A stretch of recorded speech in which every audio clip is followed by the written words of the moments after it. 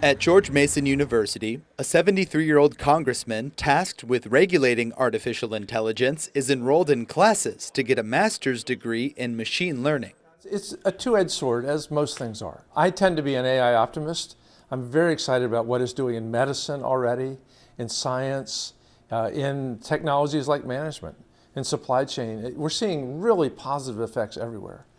Just cancer diagnosis has improved dramatically in the last 2 or 3 years because of artificial intelligence. Our job on the Hill, my job as a member of Congress, is to look at the risks, the downsides. So gender bias, bias based on color or country of origin. We have real concerns about job elimination. And then there are things like hallucinations, bad information. This year, 2 billion people on the planet will vote, the most in the history of humankind.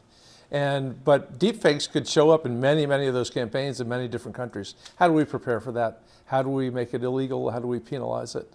Beyer sits on the House's AI task force, which plans to get input from industries that AI may transform, from the tech companies that create it, as well as critics of the new technology. I don't think I'd bet one of my children, but I'd bet a lot at stake that we get a couple of good pieces of legislation out this year, 2024. I know our Democrat and Republican co-chairs are committed to that. This little committee I'm on is 12 Dems, 12 Republicans. All the conversations so far have been very bipartisan. And I also think we're pretty much a lockstep that we don't want to do what we see the Europeans doing right now, which is to be overly prescriptive, overly restricted. You got to get a license to do this. Your code has to be visible to the public. We want to make sure that we leave there's lots of room for imagination and creativity and energy, and only really protect on the downsides where we see a real risk.